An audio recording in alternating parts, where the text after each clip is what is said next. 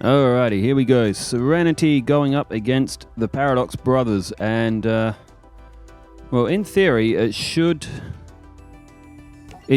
be a Serenity win, but the Para Dox brothers, the thing with them is that you just never know. They can draw really good hands and get strong monsters to the field, or they can completely brick. The Para Dox brothers do have a lot of high-level monsters, so...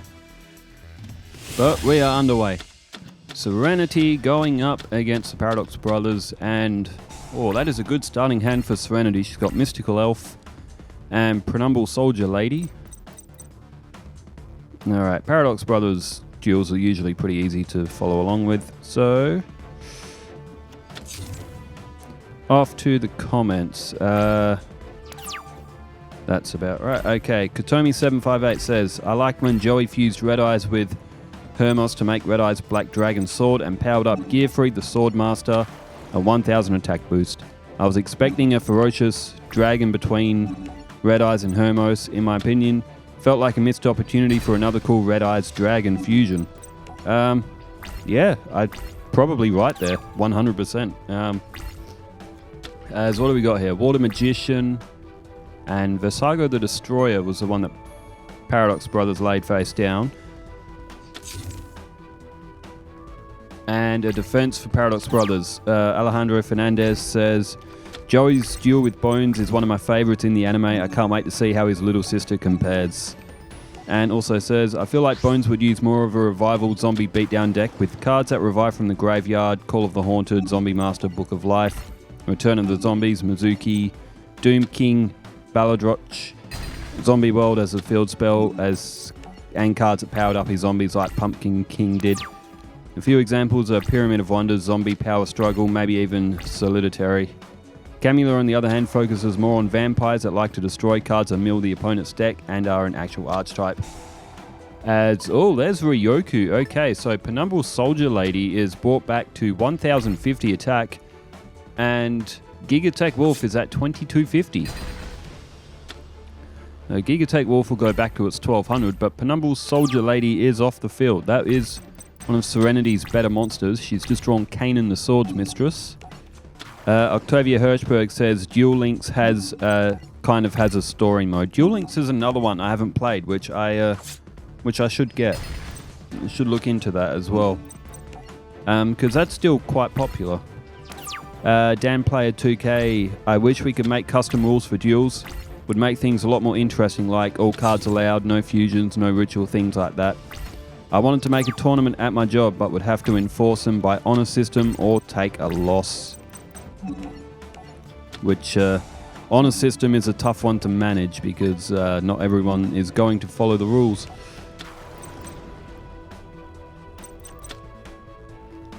Okay, Monster Reborn of Serenity has got the Penumbral Soldier Lady back.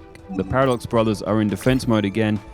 SCH-292, Duelist Kingdom Evolution, Battle City Evolution, BCV. This is what I think for each character's deck for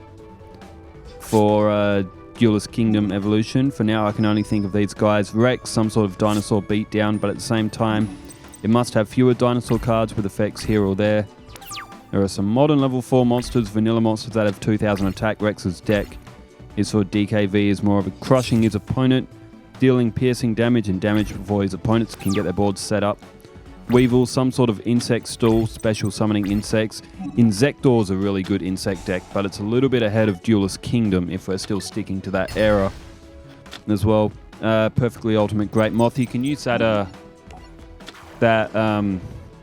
Cocoon of Ultra Evolution. Sacrifice an insect with an equip card, and you can summon any insect from your deck with ignoring its summoning conditions. That's one way you can get the Perfectly Ultimate Great Moth out. Mako, some sort of water beatdown deck such as Abyss Soldier that bounce same cards on the field back to the hand, or pop your back row, Mobius Frost Monarch. Search out his field spell cards, and Serenity has picked up a super quick win. It's 1-0, but the Para Dox brothers barely even lasted a few minutes in that one. Serenity drew a very good hand though.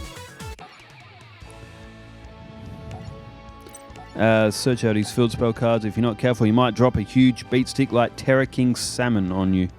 Panic, his deck is more of a high level defense. Dark Fiends. Some sort of defensive stall deck, negate your card effects and overwhelm you with powerful Dark Fiend monsters when you're out of gas. Panic, he's an interesting one. I reckon there could be a really good Fiend deck, sort of like a structure deck built for Panic.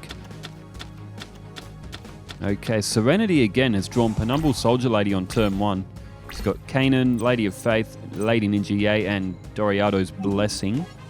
Emperor Pikachu says, Serenity back on track. The videos have definitely helped keep me occupied with being sick all week. Keep up with the great content. Well, hopefully you get better soon. Emperor Pikachu, being sick is never fun, although for some reason I have not been sick for so long. It's nearly 2 years since I've had the flu. And I don't think there's anything special about my immune system. I don't know. I don't eat healthy or live healthy or anything like that. It's not like I must do everything healthy. I eat as much fried chicken and move as little as possible as the next guy. Just lucky, I guess. Alejandro Fernandez, HOPT stands for hard once per turn. It's called that because it limits the use of cards, effect to actually just once during any given turn. Ah, yeah. I know the cards that you mean. They're the sort of like Amazon-S call. You can only activate one Amazon-S call per turn, kind of thing. Crimson Maelstrom. Why do I get the feeling that Rex is going to be too distracted by Tanya to duel properly? Well, to be fair, that would suit Rex Raptor's character. Look what happened to him when he saw Mai. Mai ended up sort of like duping him out of his room as... Oh dear, the Para Dox brothers are not off to a good start. They've got an empty monster field. They've got 2 face downs, but Serenity is absolutely hammering the Para Dox brothers into the ground. Let's not forget, during the Duelist Kingdom season that I did, the Para Dox brothers went 6-0 at the start of the season. Para Dox brothers with Dark Hole. Okay, sweep the field. And Alejandro Fernandez says, Master Duel is just not my cup of tea. It's the old debate of modern Yu-Gi-Oh versus caveman Yu-Gi-Oh. I prefer slower games with back and forths and actual significance to the battle phase, and where even a deck like Serenity's can be good for an upset win. I personally dislike modern Yu-Gi-Oh where each card has 13 effects, immunity to almost every kind of removal, 7 negates, 5 removal options, where you can summon most of your extra deck and half of your actual deck, and OP boss monsters on 1 turn. That's pretty much how I feel about it as well. It's just too much. Like, sometimes just less is more, if that makes sense. Like, Yu-Gi-Oh has so many special summons these days, like it just defeats the purpose of it being a special summon. Back in the day, you had to work for your special summon, says Doriado's Blessing, which is a special summon. You have to ritual, you have to sacrifice and have a ritual card to have it to the field, and it looks like this one might be over already.